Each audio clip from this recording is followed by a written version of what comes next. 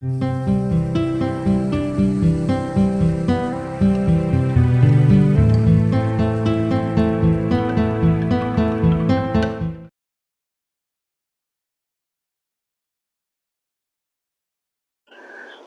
भारत में मौर्य साम्राज्य के बाद जिस वंश का उदय हुआ वो शुंग वंश कहलाया।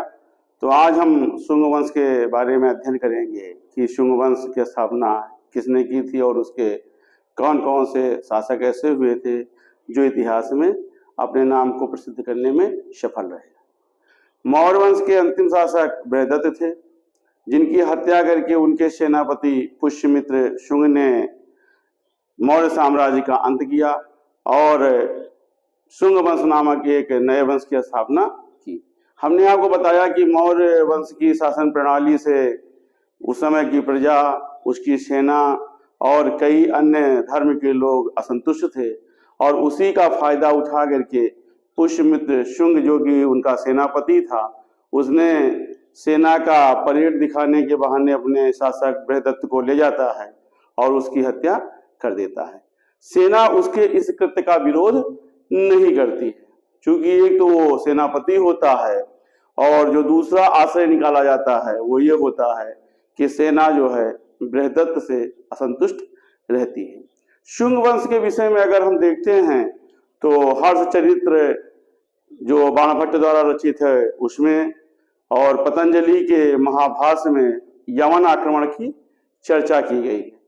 इसी प्रकार से एक जो ज्योतिष का ग्रंथ है गार्गी संहिता, उसमें भी युग पुराण खंड में यवन आक्रमण की उल्लेख मिलता है। माल विकाग्नि मित्रम में मिलता है, मेरुतंग के बीरावली नामक पुस्तक में मिलता है, हरिवंश में हतिवंश और दिव्यावदान में भी इसकी चर्चा हुई है। इस वंश के राजाओं का अगर हम अध्ययन करते हैं तो उनमें मित्र शब्द लगा पाया जाता है। शुंग वंश के जितने शासक हुए हैं उसमें काफी लोगों में मित्र शब्द पाया गया है, इसलिए विद्वानों ने इन्हें पारसीक माना है कि मित्र जो है वो पारसीक थे, अर्थात सूर्य के उपासक थे। मित्र का मतलब यह माना गया है कि सूर्य का उपासक, और सूर्य का उपासक मानने के कारण या मित्र शब्द लगा होने के कारण कुछ विद्वानों ने शुंगों को जो है पारसीक माना है। हर्ष चरित्र में इन शुंगों को अनार्य कहा गया है। अनार्य भी इनको कहा गया है। किसमें कहा गया है? हर्ष चरित्र में। ये दो शब्द माने गए हैं कि अनार्य थे या ये जो है पारसीक थे, लेकिन ऐसा कथन सही नहीं माना जाता है, क्योंकि जो शुंग वंश का इतिहास मिलता है हमें ज्यादातर वो बौद्ध साहित्य में ही मिला है और उस समय इन्होंने अपने स्वामी की हत्या किया था, अर्थात अपने आश्रयदाता राजा की हत्या किया था, इसलिए इस कार्य को निंदनीय माना गया था। इसीलिए उन्होंने इनको अनार्य की श्रेणी में रखा था। अधिकतर जो भारत के अन्य साहित्य हैं उसमें शुंगों को ब्राह्मण माना गया है। पाणिनि जो महर्षि थे उन्होंने शुंगों को ब्राह्मण गोत्र का माना है और माल विकाग्नि मित्रम में इनको बिंबिक कुल का कहा गया है। जो इनका कुल है उसको ये कहा गया है कि ये बिंबिक कुल थे, ऐसा जो है माल विकाग्नि मित्रम में मिलता है। बिंबिक कुल का मतलब होता है कश्यप गोत्र का ब्राह्मण, तो ऐसा इनके बारे में मिलता है कि ये बिंबिक कुल के थे और इनका जो गोत्र था वो कश्यप गोत्र का ब्राह्मण था। इसी प्रकार से अश्वालायन सूत्र में इन्हें आचार्य कहा गया है और जो आचार्य की श्रेणी ये मानी गई है कि ये लोग पुरोहित होते थे और ये पुरोहित का काम करते थे, लेकिन अशोक के शासनकाल में बौद्धों के जो है प्रभाव के कारण उस समय के पुरोहित कार्य चूंकि काफी हद तक समाप्त हो गए थे और इस कारण से उन लोगों ने हथियार को धारण कर लिया था और हथियार को धारण करके वो सैनिक वृत्ति में लग गए थे। सैनिक वृत्ति में लगने के कारण ये जो है जो पुष्यमित्र शुंग था वो सेनापति तक के पद पर पहुंचता है। इससे पहले भी अगर हम देखते हैं तो ब्राह्मण जो था वो पुरोहित नहीं था। ब्राह्मणों के जो व्यवसाय थे उसमें परिवर्तन का साक्ष्य मिलता है। जैसे आप ये कहते हैं कि पुष्यमित्र शुंग जो है ब्राह्मण थे और सेनापति कैसे हो गए, तो इससे पहले भी ब्राह्मण ऐसे कई आपको नाम मिलेंगे जिन्होंने इस कार्यवृत्ति को अपनाया था जो कि सेना या सेनानी से संबंधित होता था। जैसे कि परशुराम ब्राह्मण थे लेकिन इनका जो अधिकतर था वो सेनानी टाइप का कार्य था। इसी प्रकार से द्रोणाचार्य, अश्वत्थामा, इस प्रकार के ये उदाहरण हैं जिन्होंने ब्राह्मण होकर के भी अपने कार्यवृत्ति में परिवर्तन किया था और सेना या सैनिक के कार्य को अपनाया था। इसी प्रकार से जो पुष्यमित्र शुंग था जो कि बृहदत्त का सेनापति था, ये भी एक सेनानी था। तो पुष्यमित्र शुंग को सेनानी भी कहा गया है। क्योंकि ये सेनापति था और शासक होने के बाद भी इसकी अंत तक जो उपाधि चली है वो सेनानी की ही उपाधि चली है। तो बृहदत्त की हत्या के बाद पुष्यमित्र शुंग जो है वो मगध का शासक बनता है। पुराण में, हर्ष चरित्र में और माल विकाग्निमित्रम जो कि लगभग शुंग काल के ही समय की रचना है, उसमें इसे सेनानी की उपाधि से जो है संबोधित किया गया है। संभवतः ये सेनापति था और सेनापति को उस समय सेनानी कहा जाता रहा होगा और ये अपने कार्यकाल में सेनानी नाम से प्रसिद्ध था, इसलिए इसने अपने उस नाम का कभी त्याग नहीं किया। पुष्यमित्र शुंग ने यवन आक्रमण से देश की रक्षा किया और बौद्ध धर्म के बढ़ते प्रभाव को कम करके भारत में वैदिक धर्म की पुनः स्थापना की। शासन संभालते ही इसे सबसे पहले विदर्भ का युद्ध लड़ना पड़ा। विदर्भ जो कि उस समय मगध साम्राज्य का ही एक अंग था और इसको जैसे ही इसने शासन संभाला उसी समय विदर्भ, जिसे कि हम आधुनिक बरार कहते हैं, वहां का जो राज्यपाल यज्ञसेन है वो अपने नेतृत्व में उस क्षेत्र को स्वतंत्र कर लेता है। जो यज्ञसेन होता है वो जो बृहदत्त का सचिव होता है या मंत्री होता है उसका साला होता है।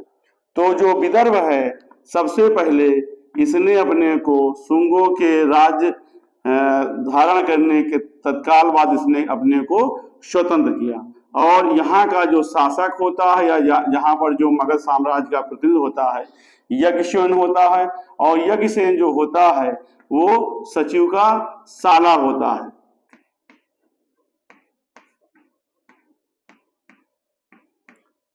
जो बृहदत्त का सचिव था उसका शाला होता है। इसका जो कारण माना जाता है वो ये होता है कि बृहदत्त के काल में दो गुट होते हैं। एक का नेतृत्व सेनानी पुष्यमित्र शुंग करता है और दूसरे का नेतृत्व उसका सचिव करता है।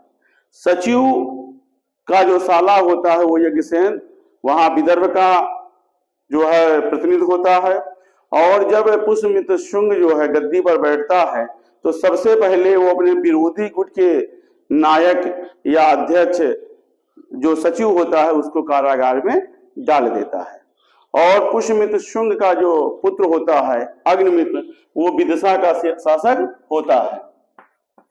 अर्थात बृहदत्त ने अपने दोनों गुटों के एक एक प्रतिनिधि को अलग अलग का शासक बना रखा था। पुष्यमित्र शुंग के पुत्र अग्निमित्र को उसने विदिशा प्रांत का राज्यपाल बना रखा था और अपने सचिव के शाले को उसने विदर्भ का शासक बना रखा था। इसलिए जब प्रतिद्वंदता के कारण पुष्यमित्र शुंग जो है यज्ञसेन के बहनोई अर्थात सचिव को कारागार में डाल देता है तो खुन्नसवश यज्ञसेन अपने को स्वतंत्र घोषित कर लेता है और अग्निमित्र का जो एक साथी होता है ये यज्ञसेन का चचेरा भाई होता है जिसका नाम होता है माधव सेन और वो माधव सेन को यज्ञसेन बंदी बना लेता है। अग्निमित्र द्वारा ये कहने पर कि इसे छोड़ दो, वो छोड़ता नहीं है और इसके बदले में मांग करता है कि पहले उसके बहनोई अर्थात बृहदत्त के शाले को स्वतंत्र कर दिया जाए। इसी पर अग्निमित्र अपने सेनापति वीरसेन के साथ विदर्भ पर आक्रमण कर देता है। वर्धा नदी के किनारे जो है युद्ध होता है और उसमें यज्ञसेन पराजित होता है, आत्मसमर्पण कर देता है। इस प्रकार से विदर्भ के दो खंड हो जाते हैं। वर्धा नदी उस विदर्भ राज्य के उन दो खंडों के बीच की सीमा रेखा होती है और एक भाग उसमें से यज्ञसेन को दे दिया जाता है, दूसरा भाग जो है वो इसके भतीजे जो भाई होता है उस माधव सेन को दे दिया जाता है और दोनों ही अग्निमित्र या पुष्यमित्र की अधीनता को स्वीकार कर लेते हैं। तो इसका जो कारण होता है वो यही होता है कि एक गुटबंदी के कारण जो है दोनों जो सचिव और सेनानी में संघर्ष चलता रहता है और सेनानी अपने कार्य में सफल होकर के मगध का शासक बनता है। इस प्रकार से विदर्भ जो एक अल्प समय के लिए मगध से स्वतंत्र होता है वो जो है बाद में पुष्यमित्र शुंग के कारण फिर से मगध साम्राज्य में शामिल हो जाता है। पुष्यमित्र शुंग के जो गद्दी पर बैठने के कारण सचिव को कारागार में जो डाल दिया जाता है वही जो है पुष्यमित्र शुंग का जीवन का पहला संघर्ष होता है जिसे विदर्भ युद्ध के नाम से जाना जाता है। विदर्भ का जो युद्ध होता है वो 184 ईसा पूर्व के आसपास लड़ा जाता है।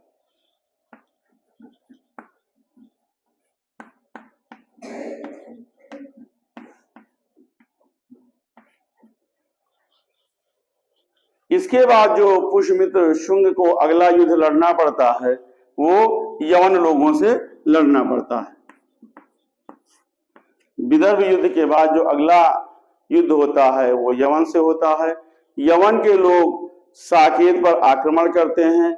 साकेत, मथुरा, पांचाल को जीत करके वो पाटलिपुत्र को पहुंचते हैं। पुष्यमित्र शुंग के प्रारंभिक शासनकाल में डिमेट्रियस ने और उसके शासनकाल के अंतिम चरण में जो द्वितीय आक्रमण होता है वो मिनंडर द्वारा किया जाता है। एक लेखक के द्वारा ये कहा गया है कि पुष्यमित्र शुंग ने केवल एक ही यवन आक्रमण का सामना किया था जो कि डेमेट्रियस था और उसके जो अन्य भाई थे अपोलोडोटस और उसका सेनापति मिनांडर वो भी उसी समय आक्रमण करते हैं और अपनी यवन सेना को दो भागों में बांटते हैं। एक भाग का नेतृत्व उसने सिंध को पार करके चित्तौड़ और के रास्ते से पाटलिपुत्र पहुंचता है, जबकि दूसरा सैन्य दल मिनांडर के नेतृत्व में मथुरा, पांचाल, साकेत आदि को जीत करके पाटलिपुत्र में पहुंचता है। लेकिन ऐसा कोई साक्ष्य नहीं मिलता है कि यवनों के द्वारा एक आक्रमण किया गया है और इसका जो साक्ष्य मिलता है वही दिखाता है कि यवन के द्वारा पुष्यमित्र शुंग के शासनकाल में दो आक्रमण किए गए थे। चाहे जितने भी आक्रमण रहे हों लेकिन पुष्यमित्र शुंग द्वारा यवन आक्रमण को निष्क्रिय कर दिया जाता है, इसमें कोई संदेह नहीं है। अर्थात यवन आक्रमण में वो यवनों को परास्त करता है। पुष्यमित्र शुंग का जो एक अयोध्या में अभिलेख मिलता है उसमें ये दिखाया गया है कि उसका साम्राज्य जालंधर, सियालकोट और आधुनिक पंजाब या बरार क्षेत्र में तथा मगध तक फैला था। उसकी शासन व्यवस्था के बारे में ज्यादा जानकारी नहीं मिलती है, इसलिए माना जाता है कि पुष्यमित्र शुंग ने मौर्य शासन की ही व्यवस्था को बनाए रखा था। पुष्यमित्र शुंग के काल में पाटलिपुत्र के अतिरिक्त एक और नगर राजनीति का केंद्र बनता है और जो कि कहलाता है विदिशा। विदिशा एक ऐसा है क्षेत्र है जो मगध के अलावा पाटलिपुत्र के अलावा एक पुष्यमित्र शुंग या शुंगों के काल में दूसरा राजनैतिक या सांस्कृतिक का केंद्र बनता है और इसका महत्व शुंग वंश के शासनकाल में बढ़ता जाता है। अगर पुष्यमित्र शुंग की उपलब्धियों को देखें तो पुष्यमित्र शुंग उत्तर भारत का एकमात्र ऐसा शासक होता है जो उस समय अश्वमेध यज्ञ करता है। अर्थात जो पहला अश्वमेध यज्ञ होता है वो पुष्यमित्र शुंग के द्वारा होता है। तो उत्तर भारत का एक छत्र ऐसा शासक होता है जिसने अपने समय में अश्वमेध यज्ञ को किया था। जो सबसे विशेष बात आपको बताते हैं कि इस अश्वमेध यज्ञ को उस समय पतंजलि ने किया था। आप देखिए, बहुत बड़ी बात मैं आपको इसमें बताऊंगा इतिहास में कि पतंजलि ऋषि का आपने नाम सुना होगा। पतंजलि के द्वारा ही पुष्यमित्र शुंग का अश्वमेध यज्ञ किया जाता है। पतंजलि ने महाभाष्य में लट लकार का एक उदाहरण दिया है।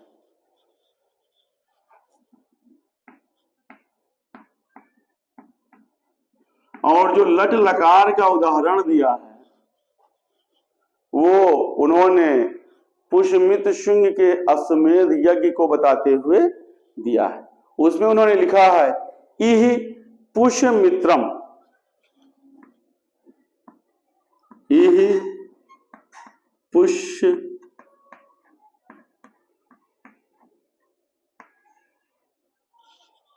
मित्रम याज याम, याज याम। ये लट लकार का जो उदाहरण होता है वो पतंजलि ने अपनी महाभाष्य पुस्तक में दिया है और ये पुष्यमित्र शुंग के अश्वमेध यज्ञ से होता है। इसका अर्थ अर्थात यही पुष्यमित्र शुंग के लिए यज्ञ करते हैं। अयोध्या अभिलेख में, जो कि अयोध्या उत्तर प्रदेश में भगवान राम की राजधानी के रूप में जाना जाता है, उसे पुष्यमित्र शुंग के नाम से भी जानते हैं। अयोध्या अभिलेख में पुष्यमित्र शुंग के 2 अश्वमेध यज्ञ का वर्णन किया है और उसमें से एक के पुरोहित पतंजलि थे।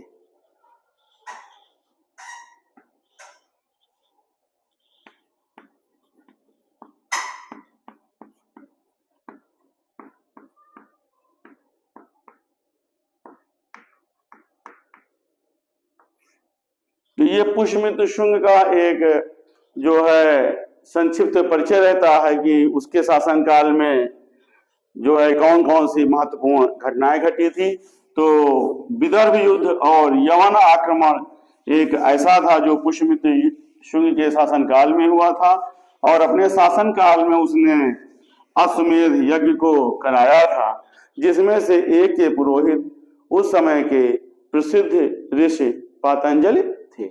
अगर हम पुष्यमित्र शुंग की धार्मिक नीति को देखते हैं, इतिहास में पुष्यमित्र शुंग को यवन आक्रमण के अलावा अगर जाना गया है तो उसकी धार्मिक नीति के लिए ही जाना गया है और उसकी धार्मिक नीति के कारण पुष्यमित्र शुंग को वैदिक धर्म का उदय करने वाला माना गया है और उसे बौद्ध धर्म का बहुत ही बड़ा विरोधी दिखाया गया है।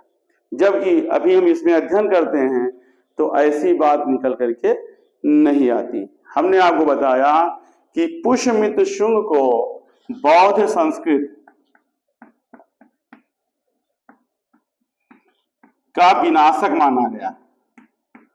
आज भी बहुत से ऐसे बौद्ध साहित्य हैं उसमें पुष्यमित्र शुंग को बौद्ध धर्म का या बौद्ध संस्कृत का विनाशक माना गया है और वैदिक साहित्य में उसे वैदिक धर्म का उदय करने वाला माना गया है।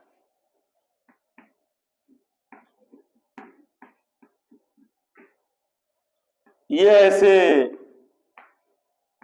तथ्य हैं जिससे एक पक्ष पुष्यमित्र शुंग को अच्छा मानता है और दूसरा पक्ष पुष्यमित्र शुंग को खराब मानता है या खराब शासक मानता है और ये मानता है कि उसने उसके धर्म का विनाश किया था, उसको काफी नुकसान पहुंचाया था।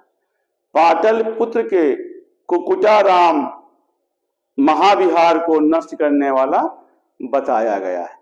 इसी प्रकार से क्षेमेंद्र द्वारा लिखे गए अवदान कल्पलता में इसे बौद्ध धर्म का संहारक माना गया है। तो 2 ऐसे जो है ऐसे तथ्य हैं जिसमें पुष्यमित्र शुंग को बौद्ध धर्म का विरोधी माना गया है। पाटलिपुत्र के कुकुटाराम महाविहार को नष्ट करने वाला माना गया है और क्षेमेंद्र ने जो ये पुस्तक लिखी है अवदान कल्पलता में, उसमें उसने इसे बौद्ध धर्म का संहारक बताया है।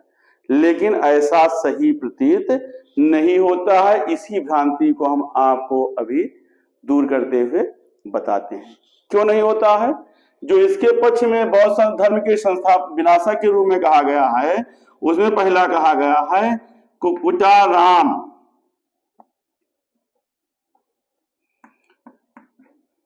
बिहार को नष्ट करने वाला, जो इसको विरोधी कहा गया है और इसको इसने नष्ट किया। पहला तथ्य यह है। और अवदान कल्प लता में इसे संहारक कहा गया है। दो ऐसे तथ्य हैं जो बताते हैं पुष्यमित्र शुंग बौद्ध धर्म के लिए बहुत खराब था। लेकिन अगर इसका हम अपोज करते हैं तो जो भरहुत का स्तूप है उसमें एक वेष्टनी का मतलब इसका जो हम अगर विरोध करते हैं तो एक वेष्टनी भरहुत के स्तूप में, वेष्टनी को बोलते हैं रेलिंग।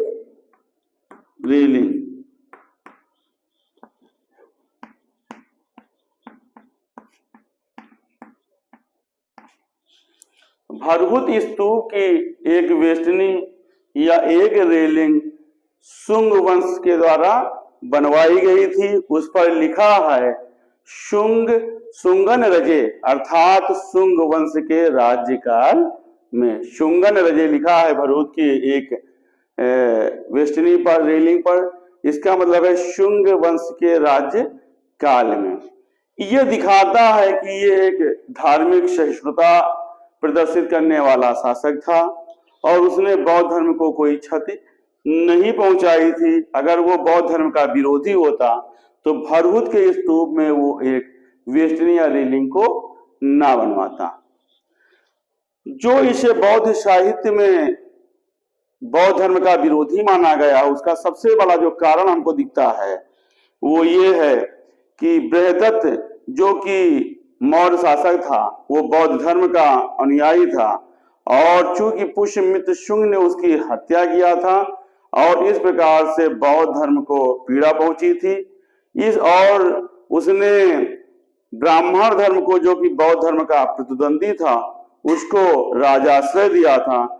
इस कारण से बौद्ध मतानुयायियों को गहरी पीड़ा हुई थी और इसीलिए उसने पुष्यमित्र शुंग को बौद्ध विरोधी शासक बताया है। जबकि भरहुत का स्तूप ये बोलता है कि नहीं, वो एक धार्मिक श्रेष्ठ शासक था। एक जगह पर यह भी वर्णन है कि उसने बौद्ध भिक्षुओं के नाश के लिए 100 दिनार की घोषणा की थी कि उसने ये कहा था कि जो बौद्ध श्रमण का एक सिर लाएगा उसे 100 दिनार दिया जाएगा। 100 दिनार की घोषणा जो उसने किया था, इसको बौद्ध विरोधी बनाने में बताते हैं कि एक श्रमण या एक बौद्ध भिक्षु का जो सर लाएगा उसको 100 दिनार दिया जाएगा, ऐसा इसने इनाम घोषित किया था। लेकिन ये भी तथ्य सही नहीं पाया जाता है। अगर कोई शासक किसी विशेष वर्ग के लिए 100 दिनार का घोषणा कर देगा तो निश्चित रूप से वो सबल शासक रहा होगा, और अगर 100 दिनार की घोषणा करता तो शायद उस समय कोई जीवित न रहता, अर्थात हर सर का वो 100 रुपए या 100 दिनार पाता। ये जो तथ्य है वो भी इतिहास में गलत दिखाया गया है। अगर इसका जब हमने अध्ययन किया तो इसमें एक विशेष तथ्य निकल करके आया। उस समय जो सियालकोट था, सियालकोट जो लगभग आज के पाकिस्तान के अधीनस्थ क्षेत्र है,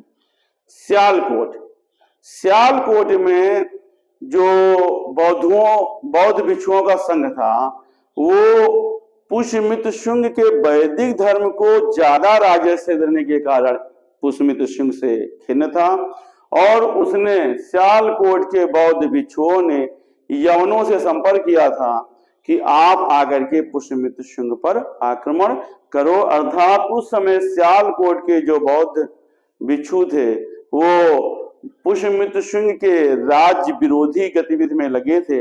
इस कारण से उसने उन देशद्रोहियों की हत्या करने के लिए इस इनाम की घोषणा की थी, न कि देश के समस्त बौद्ध भिक्षुओं की हत्या करने के लिए उसने 100 दिनार की घोषणा की थी।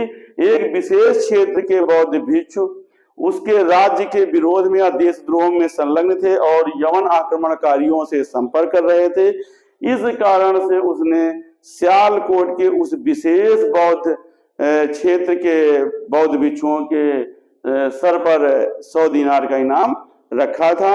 अगर इसे हम मानते हैं तो यह आज भी भारत के आधुनिक भारत में भी कुछ ऐसे केंद्र हैं, जो धार्मिक संस्थाएं हैं, जो कि आतंकवाद के या देश की विरोधी गतिविधियों में लगे रहते हैं। और उस समय सियालकोट का वो क्षेत्र भी देश की विरोधी गतिविधियों में लगा था, जहां पर उसने 100 दिनार की घोषणा की थी। अगर हम इसके इस कृत्य को देखते हैं तो भारत में आज से लगभग 30 साल पहले एक धार्मिक संस्था पर भारत सरकार द्वारा चलाए गए धार्मिक गतिविधियों के अंदर देश विरोधी गतिविधियों को संचालित करने के कारण एक ऑपरेशन चलाया गया था, जिसे ऑपरेशन ब्लू स्टार बोलते हैं। वो लगभग इससे मेल खाता हुआ माना जाता है। दिव्यावदान में ये भी पाया गया है कि पुष्यमित्र शुंग ने कुछ बौद्धों को अपना मंत्री बनाया था। अगर वो बौद्ध धर्म का विरोधी होता तो बौद्ध भिक्षुओं को अपना मंत्री ना बनाता। पुष्यमित्र शुंग का जो पुत्र था अग्निमित्र, उसकी राज्यसभा में एक बौद्ध मतावलंबी कौशिकी नामक महिला रहती थी। कौशिकी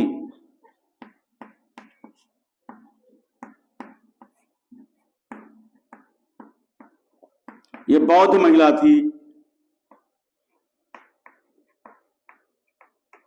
जो कि अग्निमित्र के राज दरबार में रहती थी।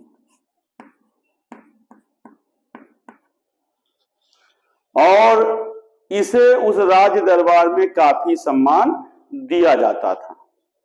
इस कारण से अगर हम देखें तो भरहुत की जो वेष्टनी है उस पर शुंग वंश के द्वारा बनवाया जाना, या पुष्यमित्र शुंग के कई मंत्री बौद्ध मतावलंबी होने के कारण अग्निमित्र के राज्यसभा में कौशिकी नामक महिला को अति सम्मान दिए जाने के कारण पुष्यमित्र शुंग को या शुंग शासकों को बौद्ध विरोधी नहीं कहा जा सकता है। और सबसे जो विशेष तथ्य आया है वो ये आया है कि जो उसने 100 दिनार की घोषणा किया था, पुष्यमित्र शुंग के शासनकाल के समय दीनार नहीं चलता था, अर्थात उस समय दीनार प्रचलित नहीं था। इस प्रकार से पुष्यमित्र शुंग को बौद्ध विरोधी मानना तर्कसंगत नहीं है। पुष्यमित्र शुंग का जो शासनकाल था वो 184 ईसा पूर्व से 148 ईसा पूर्व तक का रहा है। तो ये जो था ये पुष्यमित्र शुंग का जो उसका शासनकाल था और उसके समय की घटनाएं थी वो थी। इसके बाद अगर पुष्यमित्र शुंग के उपरांत हम उसके उत्तराधिकारियों का अध्ययन करते हैं तो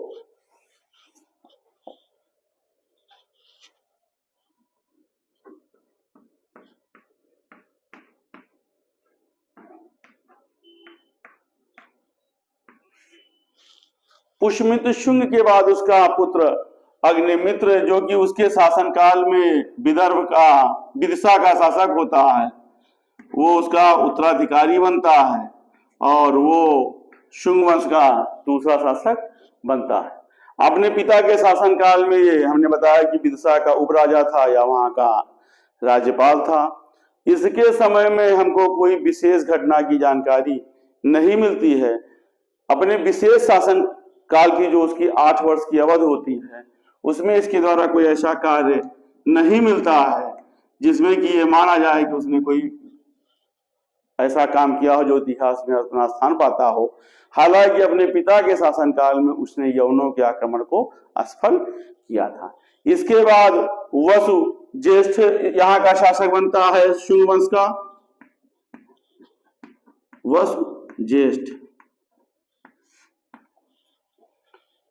वसु ज्येष्ठ के बाद इसके बारे में भी कोई बहुत जानकारी नहीं मिलती है। इसके बाद जो इसका शासक बनता है वो होता है वसुमित्र। वसुमित्र जो है वो अपने शुंग वंश में पुष्यमित्र शुंग के बाद कुछ प्रभावी शासक रहता है और ये यवनों के आक्रमण को परास्त करता है, अर्थात यवनों को पराजित करता है और ये शुंग वंश के शासन काल में ही ये कार्य करता है। पुष्यमित्र शुंग के समय वो उत्तर पश्चिम की सीमा के प्रांत का एक राज्यपाल होता है, लेकिन जब ये शुंग वंश का शासक बनता है तो ये राज्य जब राजा बनता है तो ये विलासी टाइप का हो जाता है और ये चरित्रहीन की भूमिका में आ जाता है, अर्थात ये बहुत ही चरित्र से गिरा हुआ होता है। ये नाटक में बहुत ही प्रवीण होता है और नाटक में ये तरह तरह के अभिनय करता है। एक समय ये नाटक के अभिनय जब कर रहा होता है उसी समय मित्रदेव या मूजदेव नामक व्यक्ति इसका सिर तलवार से काट देता है और इसकी हत्या कर देता है। इसके द्वारा 10 वर्ष तक शासन किया जाता है।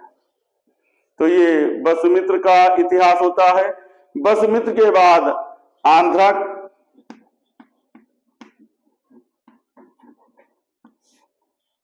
आंध्रक के बाद पुलिंदक,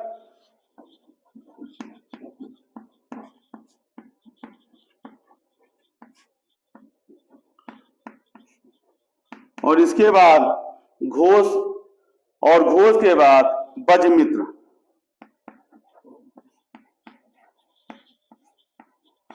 ये जो है शुंग वंश के शासक बनते हैं, लेकिन इनका कोई बहुत इतिहास में कोई ऐसा वर्णन नहीं मिलता है जिसका इसमें जिक्र किया जा सके।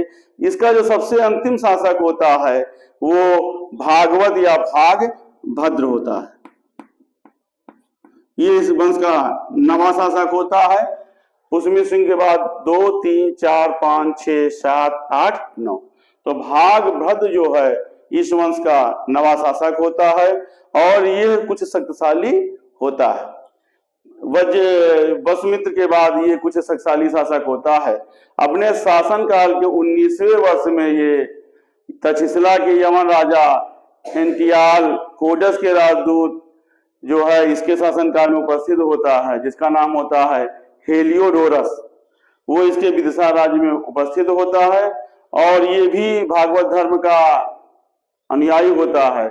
उसी के प्रभाव में आकर के उसका जो हेलियोडोटस होता है वो भी भागवत धर्म ग्रहण कर लेता है और विदिशा नगरी में गरुड़ स्तंभ की स्थापना करता है। इसी के शासन काल में ये चीज होता है।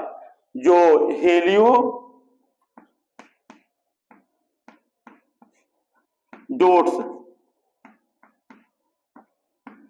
ये यमन शासक का राजदूत होता है और ये विदिशा में गरुड़ स्तंभ बनवाता है।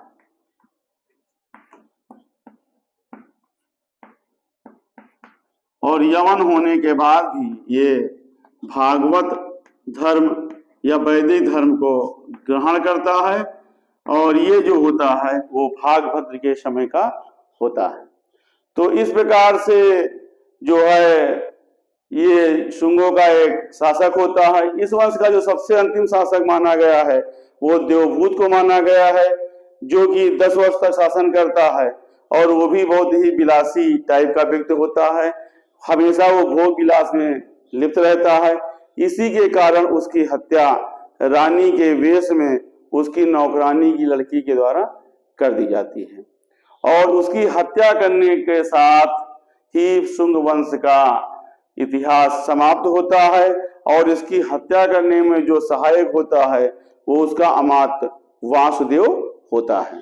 तो वासुदेव द्वारा रानी के भेष में देवभूत की नौकरानी की लड़की के द्वारा उसकी हत्या कराई जाती है और पुष्यमित्र शुंग के द्वारा स्थापित शुंग वंश का विनाश होता है। अर्थात जो शासन एक राजा की हत्या से प्रारंभ होता है उसका अंतिम शासक भी हत्या के द्वारा ही नष्ट हो जाता है और उस वंश का विनाश होता है। इसके बाद वासुदेव शासक बनता है, सबसे अंतिम शासक देवभूत की हत्या के बाद वासुदेव, और वासुदेव शासक बनते ही शुंग वंश का इतिहास समाप्त होता है। और जो वासुदेव जो कि देवभूत का अमात्य होता है और शासक बनने के बाद वासुदेव के द्वारा कर्ण वंश की स्थापना की जाती है।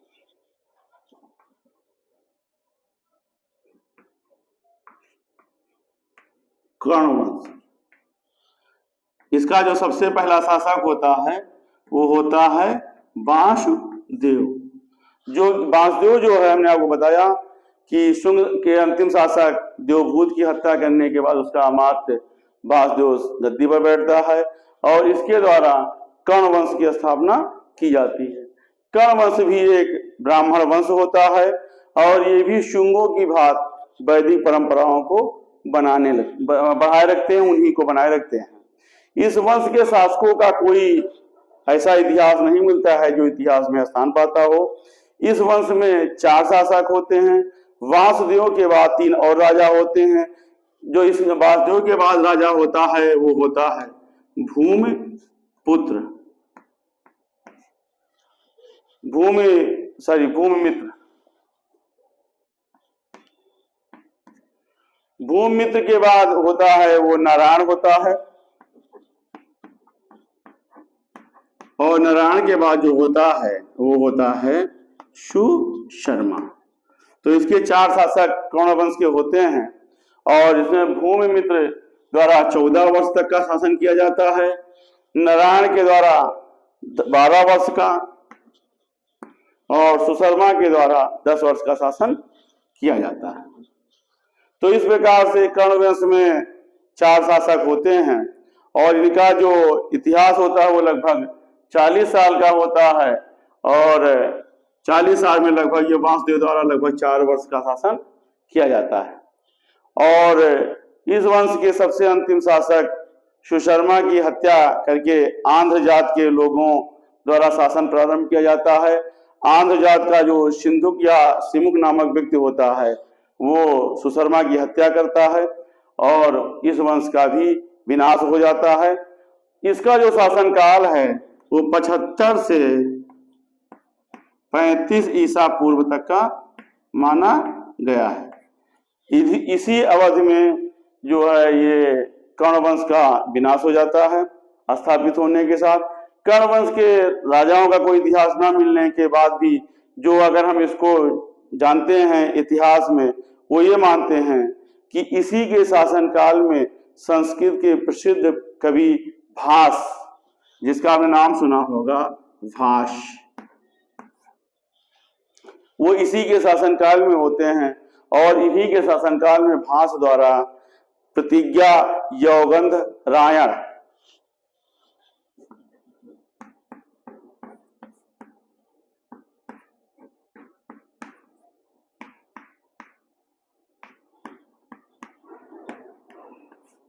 ये पुस्तक लिखी जाती है। तो ये जो है शुंग वंश और कर्ण वंश का इतिहास रहता है। अगले हम आपको वीडियो में शुंग वंश की संस्कृति और उनके स्थापत्य कला और उनकी आर्थिक स्थितियों के बारे में बताएंगे। इसी के साथ आप बने रहिए हमारे हिस्ट्री के चैनल ट्रेवल ऑफ हिस्ट्री में। धन्यवाद।